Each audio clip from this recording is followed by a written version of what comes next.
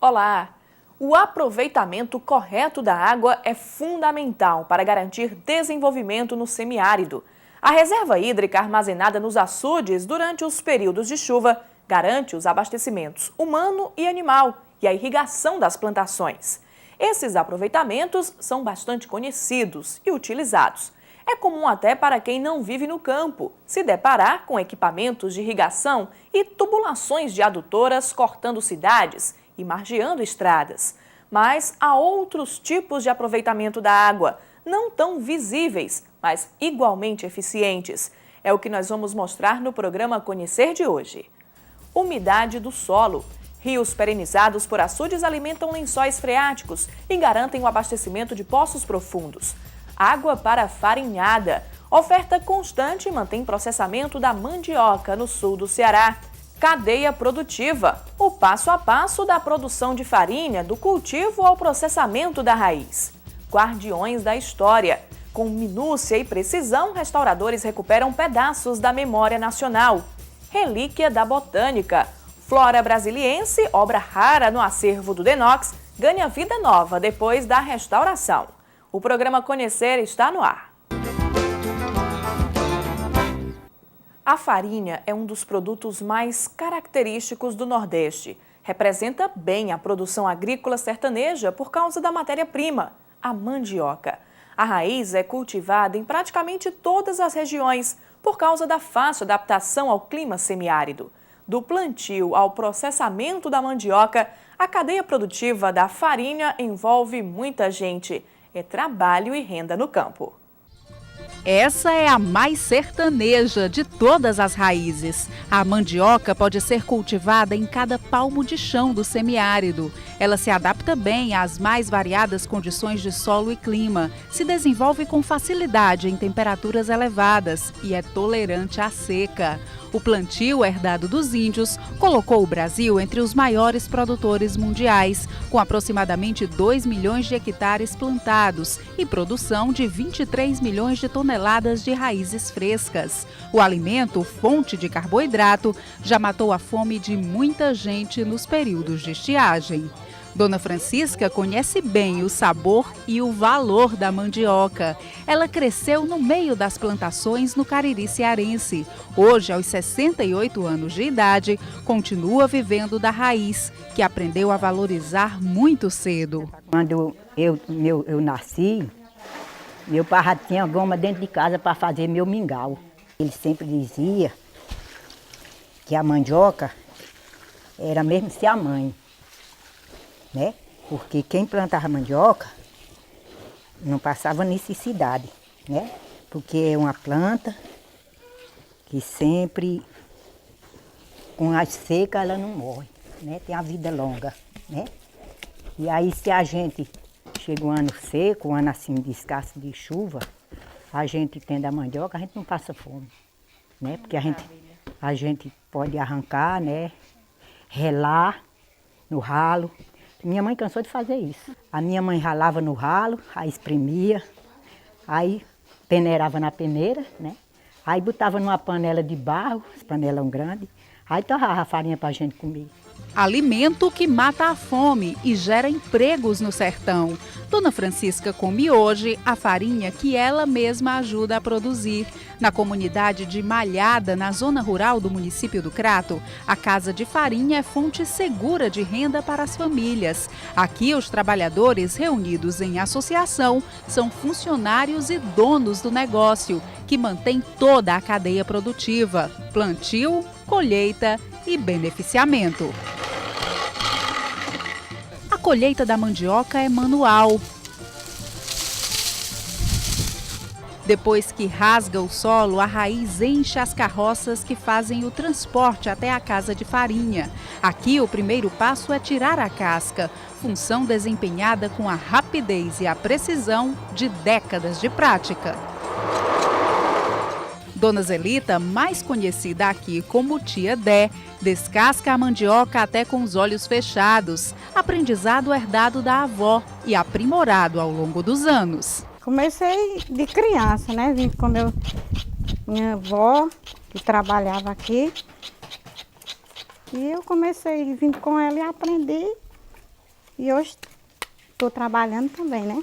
A rotina das mulheres que descascam a mandioca não é nada fácil. O trabalho começa à noite, termina no outro dia, isso uma carga de mandioca. Depois recomeça tudo novamente. É isso, Tia Dé? Tá correto? São colocadas para o outro dia 7 cargas. Né? Então é mais mandioca ainda. Começa à noite a raspar. E no outro dia termina, só que são 7 cargas, né? 7 cargas de mandioca. Agora me diga uma coisa, é difícil fazer esse Não é trabalho aí? difícil. Será que Se eu você acerto? tiver amor, se você tiver amor ao seu trabalho, tudo é fácil. E a senhora acha que eu acerto? Será que tem uma faca aí para ver se eu Tem. acerto fazer? E eu lhe ajudo. Vamos lá. Como é que é? Me explica aqui. Pegar uma... Toma essa pequenininha. Vamos lá. Posso ir? É, esse mesmo. Tá certo? É. Só pode tirar essa pele de cima. Não pode. Oi. Tô desperdiçando a mandioca, é isso? É. Não pode Olha tirar. aqui. Não, assim tá certo. Tá Assim. certo? Tá. Bom, até que como uma raspadeira de mandioca, eu tô saindo bem. Uhum. Agora a questão tem é o que- seguinte, fazer isso daqui. Com repetidas rapidez também, né? vezes Com e rapidez. com velocidade, aí só com muita prática, né, Tia Dé? É isso mesmo. Depois de descascada, a mandioca é triturada. Em seguida, ela é lavada e colocada neste pano, que funciona como uma espécie de peneira fina. O trabalho essencialmente manual vai separando massa e líquido.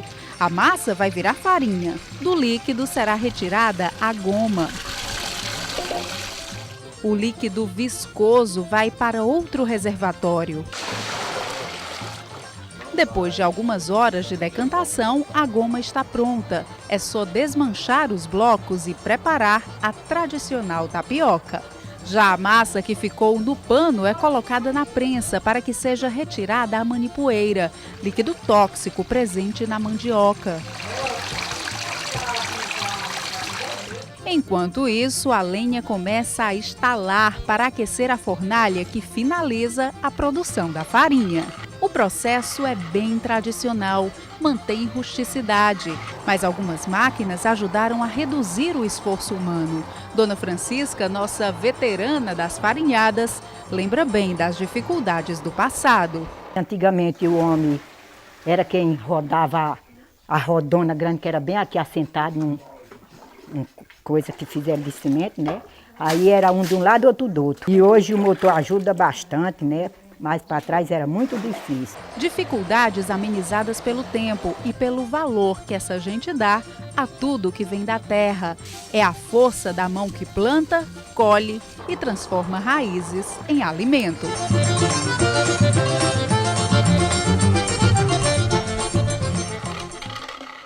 No próximo bloco você vai saber qual é a ligação do trabalho que acabamos de acompanhar na Casa de Farinha com o armazenamento de água. O açude Tomás Osterne de Alencar, um dos maiores do Cariri, tem influência direta nas farinhadas.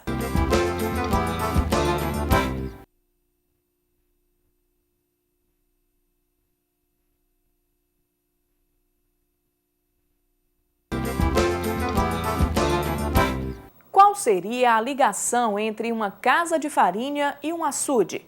A matéria-prima utilizada é a mandioca, cultura de sequeiro, que não depende de irrigação, mas há outras formas de aproveitamento. No Cariri, o açude Tomás Osterne de Alencar, um dos mais importantes da região, também participa da farinhada na comunidade da Malhada, a cerca de 10 quilômetros do reservatório. É ele que garante a água fundamental no processo de beneficiamento da mandioca. A rota hídrica também percorre caminhos que ficam distante dos olhos. 326 açudes espalhados pelos cantos e recantos do semiárido brasileiro. 27 bilhões de metros cúbicos de água para matar a sede de homens e animais, para irrigar as plantações. Mas o alcance das reservas hídricas vai além. A água que molha o solo sertanejo e faz as plantas brotarem na superfície também trabalha debaixo da terra. Percorre caminhos subterrâneos e chega a locais como este.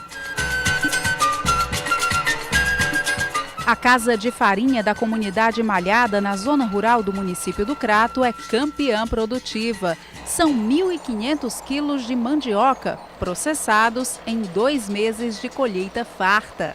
A mandioca utilizada aqui na casa de farinha é uma cultura de sequeiro, ou seja, não depende da irrigação. Mesmo assim, a água é fundamental no processo produtivo. Sem ela, não há farinhada. A água utilizada na produção é de poço profundo e ele está sempre cheio, bem diferente do passado. Para a gente trabalhar aqui era um sofrimento, porque a gente não tinha essas águas assim, né? Hoje nós temos água em cima do tanque. O que garante a fartura hídrica na comunidade é o açude Tomás Osterne de Alencar. O reservatório, construído pelo Departamento Nacional de Obras contra as Secas, pereniza o rio Carás, que corta a comunidade Malhada. Se nós não tivéssemos o rio perenizado, através do açude, no caso do açude Tomás Osterne de Alencar, nós teríamos o quê? Nós teríamos uma faixa de umidade aqui bastante pequena, estreita, nesse vale aqui. Nós temos uma formatação mais ou menos assim, até com os dedos da mão dá para a gente explicar. Se nós não tivéssemos a água do açude, a área molhada seria mais ou menos desse ponto para esse. Essa parte, fora disso aqui, nós não teríamos umidade. Acontece o seguinte, foi construído o açude. Esse açude perenizou esse vale. O que foi que aconteceu? No inverno, está aqui o seu José como prova disso, que durante o período do inverno, como tem água no rio direto, toda essa margem, ao invés de ser essa largura aqui, ela passa a ter essa largura com umidade. Por quê? Porque a calha do rio tem água e está alimentando a parte de baixo, ou seja, a parte do subsolo.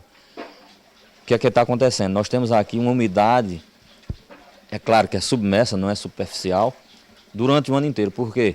Porque o rio passa no meio desse vale, jogando a umidade por baixo. Seu José, que coordena os trabalhos da Casa de Farinha, comprova os benefícios pela oferta de água. Os poços mantêm reserva constante. A recarga dele é bem mais rápida.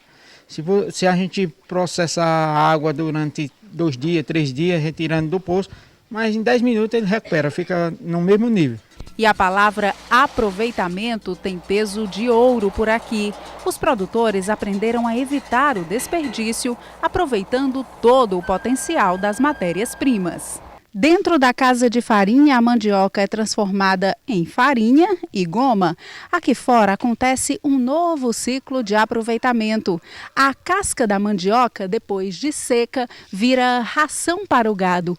E logo ali, a maniva, o galho que sai do solo junto com a raiz, vira muda para o próximo plantio. Aqui, depois a gente planta, aí ele nasce, aí não quer se mudar não. Do jeito que ele nasce aqui, ele se cria. A torceira. Cada pontinho desse aqui? Cada olhinho desse aqui ele nasce. Agora tem tempo que ela não está bem boa, aí um rebolinho desse aqui só nasce um oi, 2. Onde tem aqui, só nasce um oi, 2. Quando ela, o tempo está bem sadia, ela nasce, cada olho desse aqui ela nasce. Até a manipoeira, o líquido tóxico que sai da mandioca depois que ela é prensada, é reaproveitado. A substância, que normalmente é despejada em rios e lagoas, poluindo a água e gerando riscos de intoxicação de peixes e do próprio homem, aqui vira inseticida natural. Todos esses exemplos de aproveitamento não só contribuem com a preservação ambiental, como reduzem custos e tornam os alimentos mais saudáveis. Palavra de quem consome sem medo o que produz.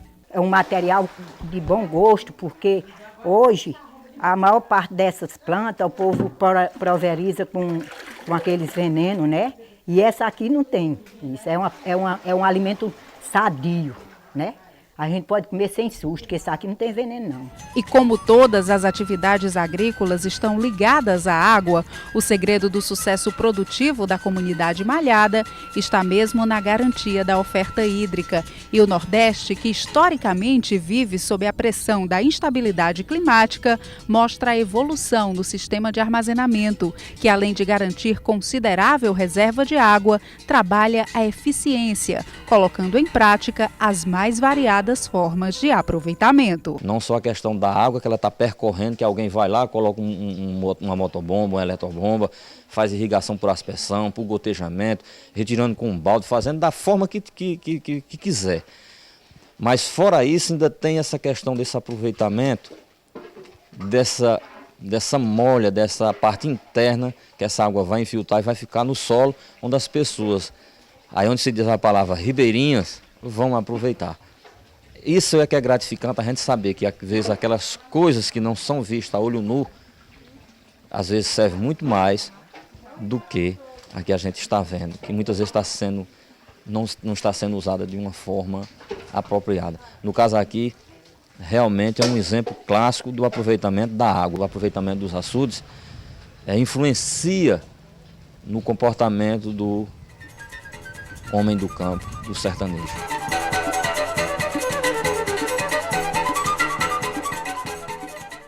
Daqui a pouco, no programa Conhecer, Guardiões da História, restauradores recuperam o maior inventário da vegetação brasileira. A Flora Brasiliense é uma das obras raras do acervo do Departamento Nacional de Obras Contra-Secas, relíquia da botânica.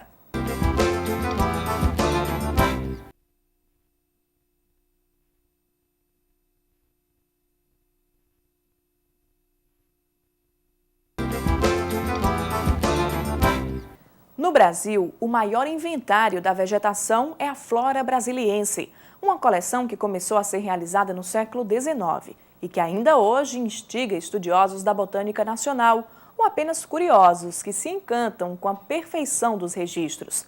Publicada em 1906, a obra traz informações e desenhos de quase 23 mil espécies de vegetais.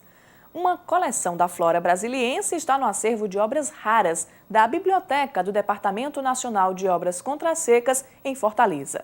Os livros vieram do antigo Instituto Agronômico José Augusto Trindade, em São Gonçalo, na Paraíba. Sofreram com a ação do tempo e agora estão sendo restaurados.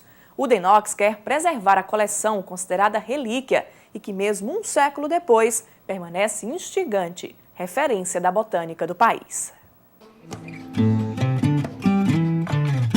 As mãos trabalham para manter viva a história. Cada movimento é preciso, nem tão rápido, nem tão devagar, até porque o material é delicado. No Laboratório de Conservação e Restauração do Instituto do Patrimônio Histórico e Artístico Nacional, em Fortaleza, as bancadas estão cheias de livros.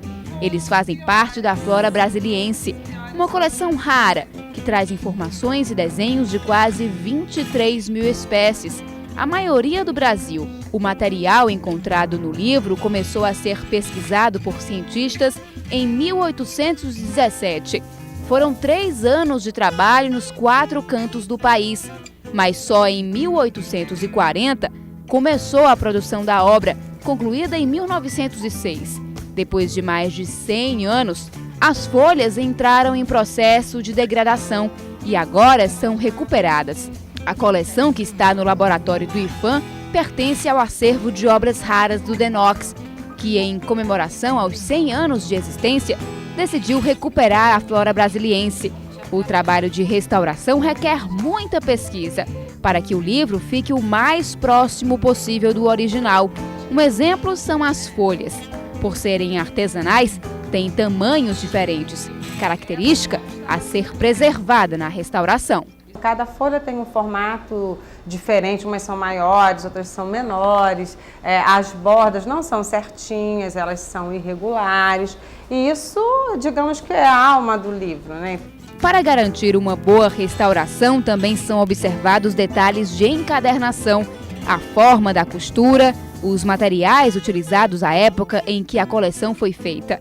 Depois, é preciso selecionar os melhores produtos para a recuperação. Os produtos utilizados são produtos de qualidade arquivística, neutros, reversíveis, né? Que toda a restauração a gente tem que partir do princípio da reversibilidade, coisa que você possa não só não agredir o material, né? O suporte da obra, que é o papel, bem como poder no futuro, né? Remover quando houver necessidade. Depois são seguidos outros procedimentos para fazer com que um livro como esse possa ser manuseado. O procedimento para livros é desmontar o livro, remover toda a cola da lombada, separar os cadernos. E aí nós fazemos o tratamento químico, as folhas são todas lavadas, depois elas são reconstituídas, tudo que é rasgo, que é buraco, todo o problema que ela tem na parte física do papel a gente procura restaurar. E o livro é planificado, costurado e montado novamente. Na encadernação, além de ter a certeza de que as páginas estão todas no lugar correto, o grupo cuida do acabamento do livro que vai para a prateleira.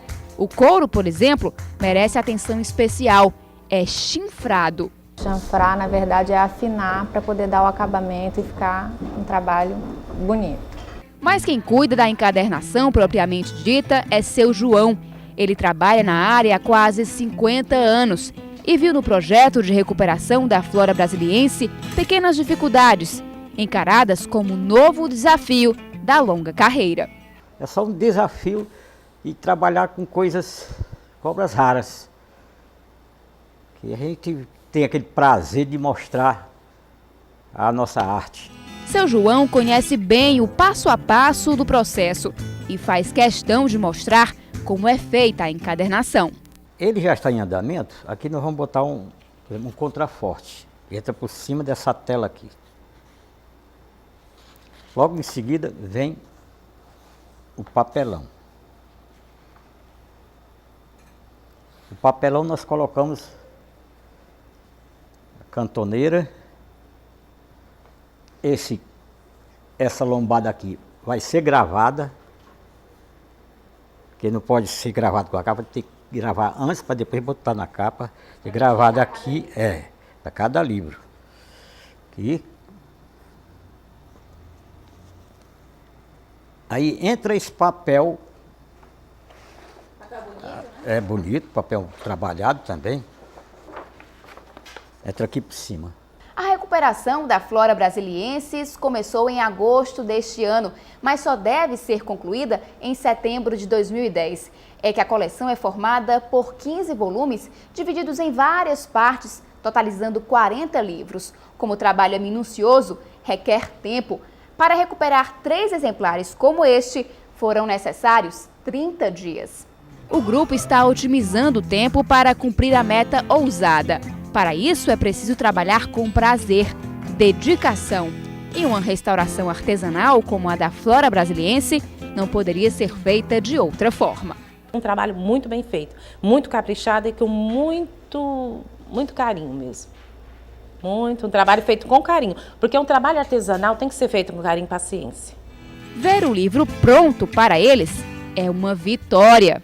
É muito bom ver o livro depois na forma dele, é muito gratificante ver como ele está, que aí agora ele tem condições de ficar muitos anos, entendeu, sem ter problema.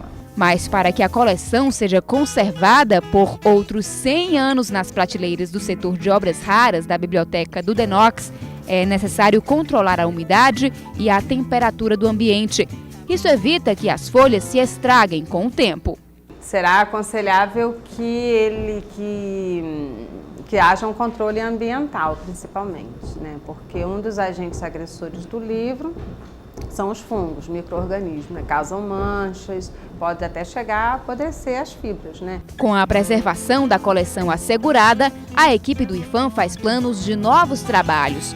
O desafio de restaurar a flora brasiliense foi só um passo inicial para alavancar e incentivar a recuperação de outras obras valiosas sobre a região Nordeste. O Nordeste, o Ceará, está muito voltado para o resto do país, para o resto do mundo nessa parte. Né? Tá ficando na vitrine. Então, agora, mais ainda com esse trabalho, um trabalho de visão, né? E de preservação e de cultura mesmo. Preservar, aqui tem muito o que preservar. Isso é só o início.